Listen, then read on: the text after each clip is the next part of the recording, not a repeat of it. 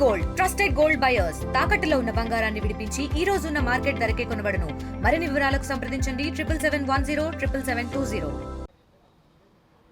AP 2025 mega డిఎస్సికి సంబంధించిన పరీక్షలు అయితే ఇప్పటికే మొదలైనటువంటి పరిస్థితి ఉంది. అలాగే ప్రధానంగా చూసుకుంటే రాష్ట్ర వ్యాప్తంగా ఉన్నటువంటి 16,347 పోస్టులకు గాను అలాగే ప్రధానంగా మొత్తం 3,36,306 మంది అయితే ప్రస్తుతం అభ్యర్థులందరూ కూడా పోటీలో ప్రస్తుతం అయితే ఈ యొక్క పరీక్షలు అయితే రాసేందుకైతే సిద్ధమైన పరిస్థితి ఉంది. ప్రధానంగా ఈ నెల 6 నుంచి అలాగే ఈ నెల 30 వరకు కూడా ఈ పరీక్షలు అయితే జరుగుతాయి. 2 సెక్షన్లో కూడా జరిగేందుకు కూడా ఇప్పటికే అధికారులు అన్ని ఏర్పాట్లు కూడా చేశారు.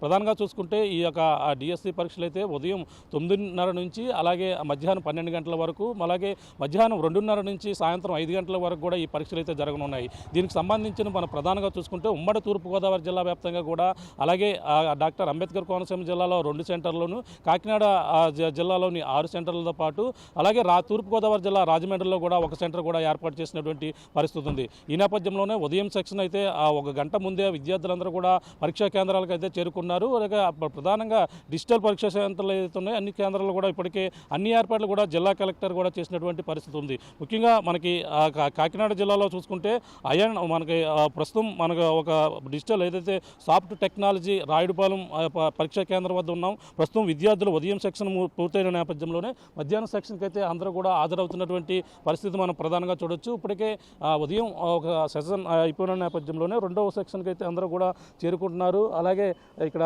పరీక్షా కేంద్రం వద్ద కూడా అన్ని ఏర్పాట్లు కూడా చేస్తున్నారు. ప్రధానంగా చూడొచ్చు ఇప్పటికే విద్యార్థులు అందరూ కూడా చేరుకుంటున్నటువంటి పరిస్థితి ఉంది. అలాగే కాకినాడ జిల్లాలో 6 పరీక్షా కేంద్రాలు ఉన్నాయి. అందులో అయాన్ డిజిటల్ జోన్ ఏదైతే ఉందో అచ్యుతాపురం రైల్వే గేట్ దగ్గర అయితే ఒక పరీక్షా కేంద్రం ఉంది. అలాగే సాఫ్ట్ టెక్నాలజీ రాయుడుపాలెం జంక్షన్ వద్ద ఉన్నటువంటి ఇది పరీక్షా కేంద్రం. మనం ఈ పరీక్షా కేంద్రం వద్ద అయితే ఉన్నాం. ప్రస్తుతం 3వ పరీక్షా కేంద్రం ఏదైతే ఉందో ఆదిత్య ఇంజనీరింగ్ కళాశాల సూరంపాలెంలో మరొక పరీక్షా కేంద్రం ఉంది.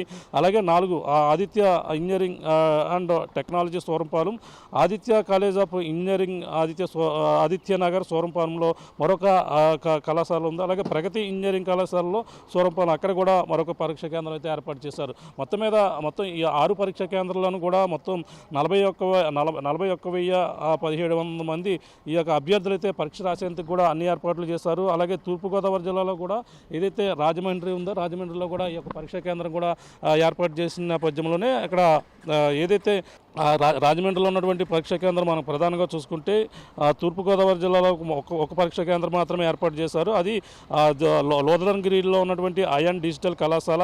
అందులో కూడా మొత్తం 3,977 మంది అయితే పరీక్ష రాసిపోతున్నారు. మనం ప్రధానంగా చూసుకుంటే ఇప్పటికే అభ్యర్థులు అయితే ఇక్కడ చేరుకున్నారు. అలాగే డాక్టర్ అంబేద్కర్ కోనసీమ జిల్లా కూడా 2 పరీక్షా కేంద్రాలు, అమలాపురం రూరల్ మండలం ఏది ఉందో బట్లపాలెం వద్ద బీవీసీ ఇంజనీరింగ్ కళాశాల అక్కడ కూడా పరీక్షా కేంద్రం ఏర్పాటు చేశారు.